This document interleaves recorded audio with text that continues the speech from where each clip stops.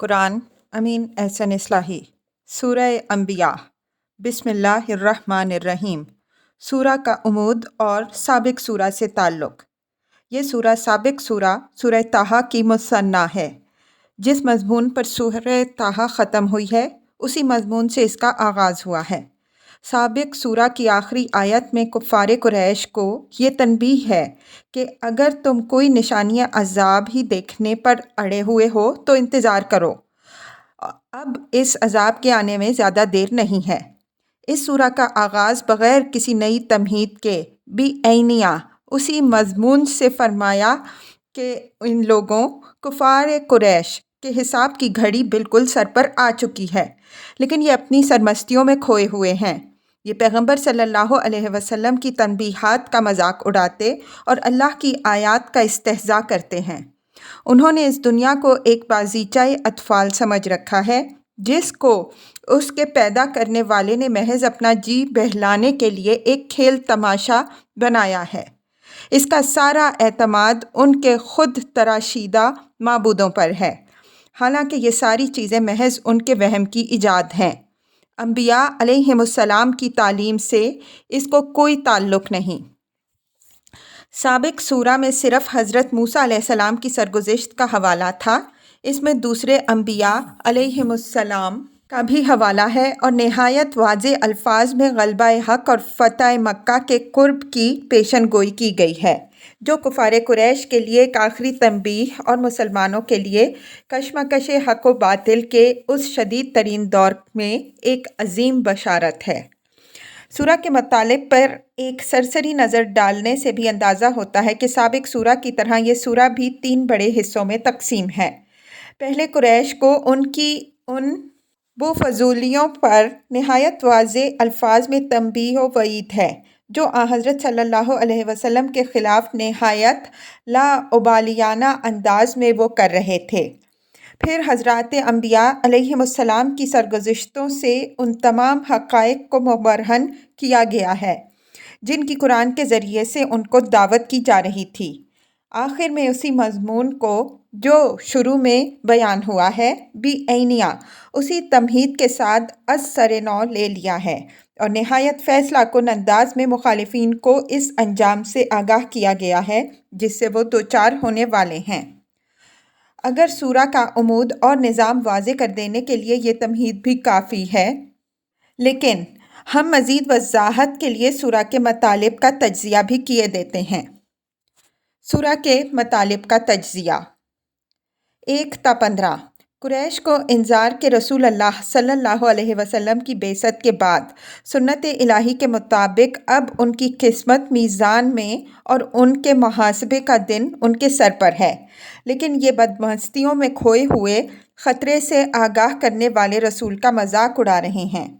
کوئی ان کو ساحر بناتا ہے، کوئی کاہن، کوئی اس کی وحی کو خواب میں پریشان سے تعبیر کرتا ہے، کوئی اس کو مفتری اور شاعر قرار دیتا ہے اور اس سے اگلے انبیاء علیہم السلام کے سے خوارق و عجائب کا مطالبہ کرتا ہے، حالانکہ تاریخ اور اہل علم گواہ ہیں کہ انبیاء علیہم السلام ہمیشہ اسی طرح کی وحی کے ساتھ آئے ہیں جس طرح کی وحی کے ساتھ ان کا رسول آیا ہے۔ ان پر اتمام حجت کے لیے جس یاد دہانی کی ضرورت تھی وہ ان کے پاس آ گئی ہے۔ اب اگر یہ اس کو ٹھکراتے ہیں تو ان قوموں کے انجام کو یاد کر لیں جن کے پاس ان کے رسول آئے اور انہوں نے اس کی تکذیب کی۔ انہوں نے بھی اسی ہٹ دھرمی کے ساتھ اپنے اپنے رسولوں کا مذاق اڑایا۔ پھر جب وہ اس کے نتیجے میں خدا کی پکڑ میں آ گئیں تو کوئی ان کی پناہ نہ رہی اور ہم نے ان کو خس و خاشاک کی طرح اڑا دیا۔ 16 تا 29۔ اس حقیقت کی یاد دہانی کہ اس دنیا کے خالق نے اس کو محض اپنا جی بہلانے کے لیے کوئی تھیٹر نہیں بنایا، بلکہ حق و باطل اور نیکی و بدی دونوں کی حیثیت اس میں یکساں نہیں۔ اس کا خالق ایک عادل و حکیم ہے، اس وجہ سے لازم ہے کہ وہ ایک دن لائے جس میں حق کا بول بالا ہو اور باطل کا وہ کچومر نکال دے۔ اگر کسی نے یہ گمان کر رکھا ہے کہ اس کے مزعومہ شرکاء و شفعاء اس کو خدا کے عدل کی گرفت سے بچا لیں گے تو یہ اس کا محض ایک وہم باطل ہے۔ خدا کی خدائی میں کوئی شریک نہیں، جو بھی ہیں سب اس کے آگے سرفگندہ ہیں۔ اگر اس کائنات میں کئی ارادوں اور مشیتوں کی کارفرمائی ہوتی تو یہ درہم برہم ہو کے رہ جاتی۔ خدا کے نبیوں اور رسولوں کی تعلیم میں اس شرک کا کوئی شائبہ نہیں۔ ہر نبی نے توحید ہی کی تعلیم دی ہے۔ اگر کسی نے خدا کے لیے بیٹیاں فرض کر کے ان کو خدا کے ہاں اپنا سفارشی سمجھ رکھا ہے تو یہ محض خود فریبی ہے۔ فرشتے خدا کی بیٹیاں نہیں بلکہ اس کے باعزت بندے ہیں۔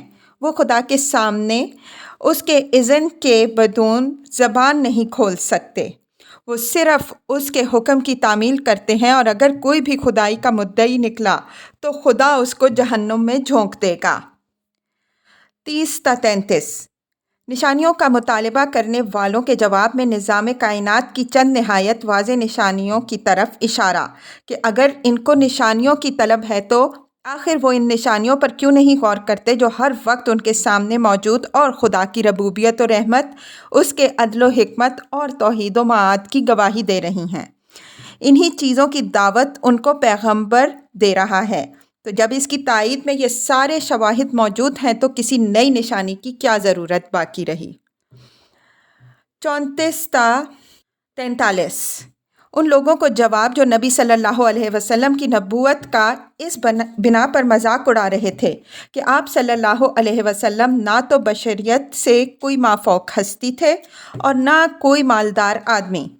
ان کے باب میں فرمایا کہ اگر یہ پیغمبر صلی اللہ علیہ وسلم کا مذاق اڑاتے ہیں تو اڑا لیں، لیکن یاد رکھیں جب خدا کی پکڑ میں آ جائیں گے تو ان کے یہ دیوی دیوتا ان کی کوئی مدد نہ کر سکیں گے جن کی حمیت و حمایت میں یہ خدا کے رسول کی توہین کر رہے ہیں۔ 44 تا 47 متکبرین کے اصل سبب غرور کی طرف اشارہ اور یہ پیشن گوئی کہ یہ مکہ میں جس دعوت حق کو دبانے کے لیے زور آزمائی کر رہے ہیں وہ دعوت اطراف مکہ سے مکہ کی طرف بڑھ رہی ہے، اور بہت جلد یہ فیصلہ ہو جائے گا کہ یہ دعوت غائب رہتی ہے یا اس کے یہ اعداء۔ ساتھ ہی پیغمبر صلی اللہ علیہ وسلم کی زبان سے یہ اعلان کہ میں تو تمہیں وحی کے ذریعے سے آگاہ کر رہا ہوں، لیکن تمہارے بہرے کان اس کو نہیں سن رہے۔ اگر خدا کے تازیانہ عذاب کی زد میں آ گئے تو پھر اپنے سر پیٹو گے۔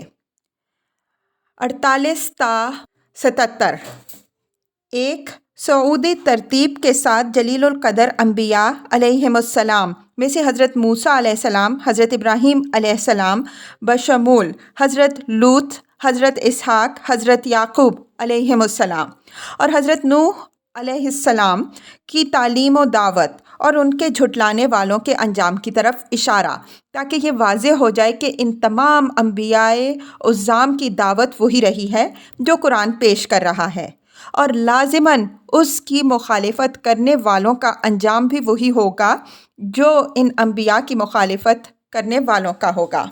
78 تا 76 ایک صفاتی ترتیب کے ساتھ ان انبیاء علیہم السلام کا ذکر جو شکر اور صبر کے نہایت کڑے امتحانوں میں ڈالے گئے اور وہ ان میں 100% کامیاب رہے۔ پہلے زمرہ میں سے حضرت داؤد علیہ السلام اور سلیمان علیہ السلام کا حوالہ دے کر قریش کو انہی کی طرح خدا کا شکر گزار بندہ بننے کی دعوت دی ہے۔ دوسرے زمرے میں انبیاء میں سے خاص طور پر حضرت ایوب علیہ السلام، حضرت اسماعیل علیہ السلام، حضرت ادریس علیہ السلام اور حضرت ذوالکفل علیہ السلام کا حوالہ دیا ہے، اور مقصود ان کا حوالہ دینے سے نبی کریم صلی اللہ علیہ وسلم اور آپ صلی اللہ علیہ وسلم کے مظلوم صحابہ کرام رضی اللہ عنہم اجمعین کی حوصلہ افزائی ہے کہ جس طرح اللہ نے اپنے ان صابر بندوں کو ان کے صبر کے سلسلے میں اپنی رحمت سے نوازا، اسی طرح اگر تم بھی مصائب کے مقابل میں حق پر ثابت قدم رہے تو اللہ تم کو بھی اپنی رحمت سے نوازے گا۔ 87 تا 91 ان انبیاء علیہم السلام کی طرف ایک اجمالی اشارہ جن کے لیے نہایت تاریک اور بظاہر مایوس کن حالات کے اندر خدا کی قدرت و حکمت کی نہایت حیرت انگیز شانیں ظاہر ہوئیں۔ इस ज़ुमरे के अंबिया अलैहिमुस्सलाम में से हज़रत यूनुस अलैहिस्सलाम, हज़रत ज़करिया अलैहिस्सलाम, हज़रत याह्या अलैहिस्सलाम और हज़रत मरियम व हज़रत मसीह अलैहिमुस्सलाम का हवाला दिया है। और मकसूद इससे उस हकीकत को ज़ाहिर करना है कि खुदा अपने बंदों को अपनी रहमत से नवाजना चाहे तो कोई उसके इरादे में मज़ाहम ना हो सकेगी। हालात व असबाब सब उसके इख्तियार में हैं।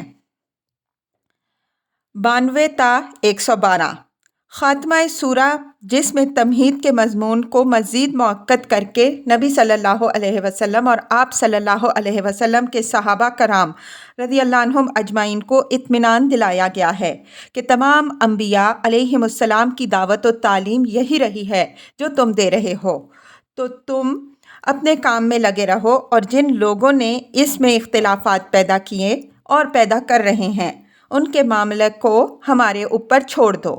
ये लोग खुदा के अजाब को देख कर ही ईमान लाएंगे, लेकिन उस वक्त का ईमान लाना बिल्कुल बेसूद होगा।